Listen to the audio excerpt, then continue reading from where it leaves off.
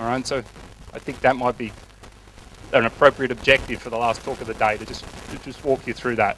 All right, and in fact, I'm just going to focus on two sequences. I'm going to run through DD and then DR. All right, so the idea is to show you what happens when D holds power the whole time versus when he's in power the first period, but he's going to be succeeded by a politician of the opposite ideology. All right, then I'm going to try to give you I'll give you the welfare result to show that this is actually making voters better off by alternating power, and in fact, they're better off than when the mapping is fully known.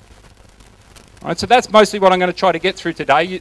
You might, after that, you might be thinking, well, what if there was more polarization, or they knew a different point, or something to that effect? All right, so these results are in the paper. I can talk about what happens when there's symmetric uncertainty rather than this bias when this is not equal to 0. When we know the status quo is actually giving the voters ideal, what happens? I can also show you what happens when we've got greater polarization, when the politicians are at 2 and -2 and 3 and -3, so they're moving apart, to see what effect happens. All right, then we can ask, not only does this alternating power effect work, but what are the policy choices as they become more polarized?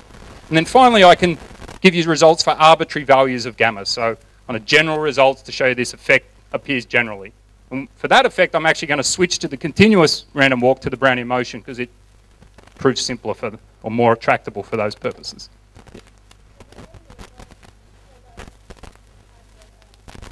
The random component always be positive, but vary in magnitude, so it feels a little bit unrealistic to have something where you switch back and forth as something on a continuum of more conservative policies, that it switches back and forth. But I'm just wondering, is that for convenience, and could you have instead modeled it as always increasing, but with different as the function is always being monotonic rather than... Yeah, but you still don't, you could have, whether you overtook your list point or not. So rather than a function that could move down as well as up, have it, I know it's monotonic, but I don't necessarily know the slope. Yeah, I think these results would go through.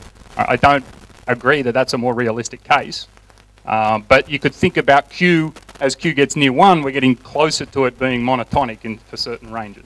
And so you can think about that's a simpler issue, because if I know, by moving policy, I know which direction it's going in, that's expressing a kind of deeper understanding about that issue. It's a simpler issue. So you can think of that as being captured by Q getting near 1. So whilst there's still a chance it goes down, you're almost confident that it's not going to happen. And so that's captured by that. All right, so let me begin with the trivial case in which we know the mapping completely. All right, so when we know the mapping completely, this is a random walk over kind of an infinite policy space. It's going to span all possible outcomes, all right, with probability 1, regardless of Q. All right, so what that means is, because I know the realized path, I can identify a policy that gives me any outcome I want. All right, so the voter wants the politicians to choose the policy that delivers outcome 0 in both periods. That's the voter's ideal. Right, and the obvious result is to say, well, the voter never gets that sequence of policy choices. All right, almost surely, when the mapping is known, the voter doesn't get her ideal policy program for any sequence of any sequence of power. All right, and you can just see this clearly by backward induction. Whoever's in power in the second period knows the policy that gives them their ideal outcome, so they're always going to choose that. If you're in policy the first period, if it's the same guy or a different guy, you have no impact on what your successor chooses, so you might as well choose your ideal outcome, policy that gives you your ideal outcome, all right, and we're done. All right, so D implements outcome negative gamma, R implements outcome gamma, regardless of the order of power or the sequence of power here. The sequence of power doesn't matter. The voter always gets an outcome that's gamma from her ideal, so a total utility of -2 gamma squared. All right, so when there's full information, there's no link across period, the incumbents have no incentive to moderate or change their behavior here. All right, so as I said, the trivial case. All right, so why I want to set that up is to show that when we don't know the mapping, any different behavior we get must be induced by the uncertainty in alternating power.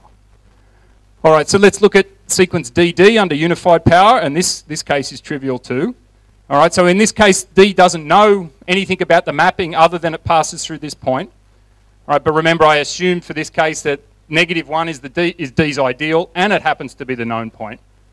All right, so even though D doesn't know anything else about the mapping, he knows enough to get what he wants, and so D just chooses that both periods. All All right, so I've given you 2 trivial cases so far. So D knows enough to get what he wants.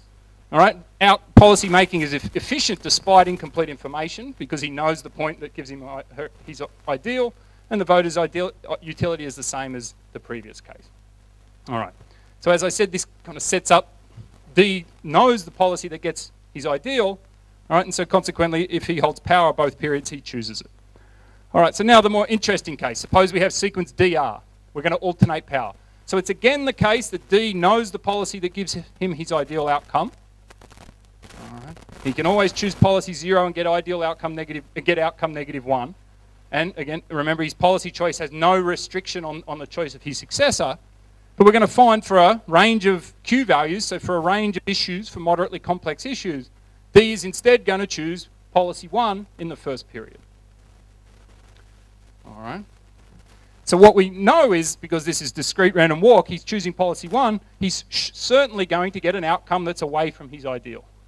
All right, he could get his ideal outcome, but he chooses to choose a different policy and move the outcome 1 unit away.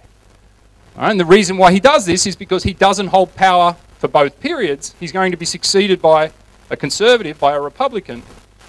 All right, and so he's choosing something different. He's sacrificing first period utility, and the question we've got to ask is why he's doing this. All right, and the logic is going to be due to what you might think of as preemptive experimentation. All right, so the idea is by experimenting, he's choosing a different policy, he's sacrificing utility, but he's going to change the information his successor has. His successor is now going to know 2 points in the mapping rather than 1, and I'm going to show you that that actually leaves the Democrat better off in aggregate. All right, so let's go through the logic of a preemptive experiment. So there's 2 questions we need to ask. What happens if D doesn't experiment? And then what happens following a preemptive experiment by D? All right, to answer the first question, for this range of Q values, if D doesn't experiment, the Republican will engage in a bigger experiment in the second period. He'll choose policy 2. All right, and this could lead to outcome 1, it could lead to outcome negative 3, or it could end us at negative 1 where we started. All right, but the point is this is a big experiment that the Republican's going to engage in, and this is very costly for the Democrat. This is involving a lot of variance, a lot of uncertainty, and likely moving the outcome away from his ideal. All right, so the threat of a big experiment is on the horizon if D doesn't do something in the first period. All right, so now I've got to explain what happens if D does a smaller experiment in the first period. So a small experiment could lead to an outcome of 0. I could call that a success because that's more likely with probability Q. Or it could be a failure. The outcome could move in the opposite direction to what I expected, and we could move down here.